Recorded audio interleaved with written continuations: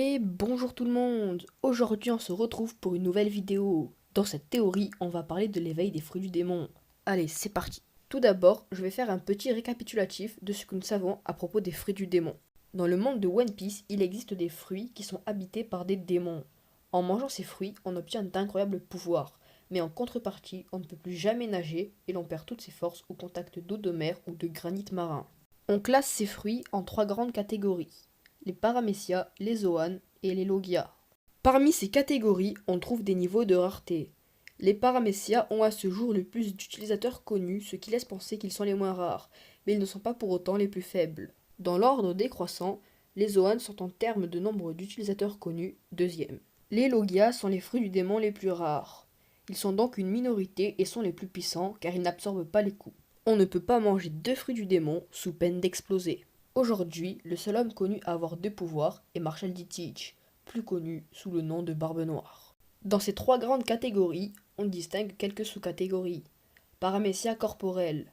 Ses pouvoirs influent sur le corps, exemple le caoutchouc. Paramécia productif.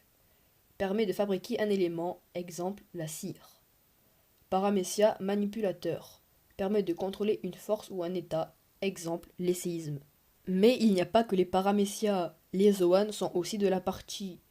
Zoan normal, permet de se transformer en un animal normal, exemple l'humain.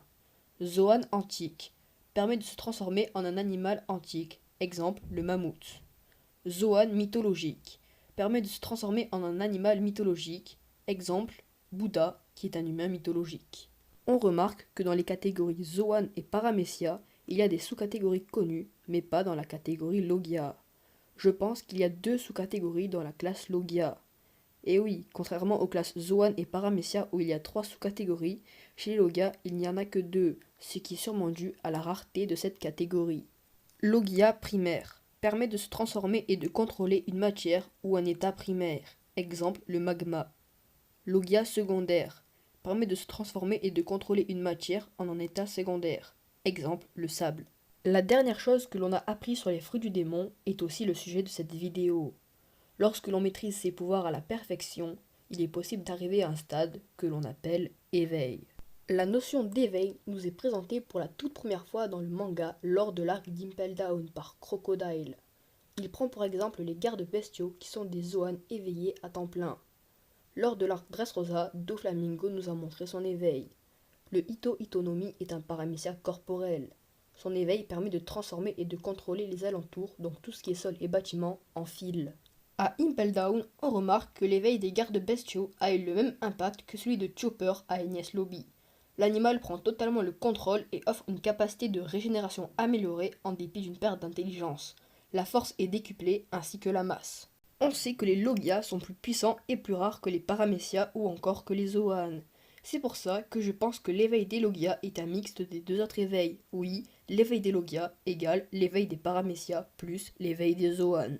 Comme je l'ai dit dans ma théorie sur le parallélisme, je pense que Crocodile nous a montré son éveil lors de l'arc Alabasta. En effet, l'éveil de Crocodile permet de transformer et de contrôler les alentours en sable, ainsi que de se transformer en monstre de sable. Mais étant donné que cet éveil est plus dur à maîtriser que les autres, je pense que Crocodile n'a éveillé qu'une partie de son éveil. Crocodile a seulement éveillé sa partie paramécia. Exemple, Crocodile transforme le jardin du Palais Royal en sable à Alabasta. Contrairement à lui, Ener a éveillé sa partie Zoan. Pour le moment, dans le manga, les deux seuls éveils qui nous ont été présentés sont ceux de Doflamingo et Katakuri. Ah, justement, parlons d'eux. Je pense que Doflamingo, paramécia corporel, et Katakuri, paramécia spécial, n'ont pas exploité toutes les capacités de leur éveil. Pour rappel, le fruit de Katakuri, Mochi Mochi no Mi, a la capacité de contrôler, produire et de se transformer en mochi. Ce paramécia est un mix des trois sous-catégories des paramécia, un paramécia spécial. Comme je l'ai dit, l'éveil de Doflamingo, paramécia corporel, permet de contrôler et de transformer en fil les alentours. Je pense que Crocodile nous a montré toutes les possibilités de l'éveil des paramécia corporels. Et oui, en plus d'avoir asséché le jardin du Palais Royal, Crocodile nous a montré qu'il était capable de se mouvoir dans le sable qu'il contrôle à très grande vitesse. Et c'est même lui qui l'a dit, personne au monde ne peut le battre dans un désert. Certains auraient pu prendre ça pour de la vanité, mais si on regarde sous un autre angle, on remarque que les caractéristiques sont les mêmes que son éveil. On remarque que les éveils de toutes les catégories ont deux caractéristiques. L'éveil des Zoan offre une capacité de régénération améliorée, plus un décuplement de la force et de la masse. L'éveil des paramécias corporels permet de transformer et de contrôler les alentours, plus un déplacement à très grande vitesse dans les zones contrôlées par le premier atout de l'éveil. L'éveil des Logia est l'addition des éveils des Zoan et des paramécias corporels. L'éveil des paramécias productifs est selon moi similaire en tout point avec l'éveil des Logia, sauf au niveau de l'absorption des coups. L'éveil des paramécias manipulateurs est selon moi similaire en tout point avec l'éveil des paramécias corporels, sauf au niveau de la transformation des alentours. Mais attention, chez les paramécias, il existe des exceptions au niveau des éveils, tels que l'Opéopénomie ou encore le Mané-Manénomie. Et voilà les amis pour cette théorie sur l'éveil des fruits du démon. Si vous n'êtes pas d'accord avec moi ou que vous n'avez pas tout compris, écrivez-moi un commentaire et j'y répondrai avec plaisir. Moi je vous dis à très vite pour de nouvelles vidéos. Ciao. Si vous aussi vous aimez Fortnite, eh bien j'ai des amis qui ont commencé une chaîne YouTube à propos de ce jeu. Le lien est dans la description et je vous conseille fortement d'aller y jeter un coup d'œil, car leur chaîne est très bien.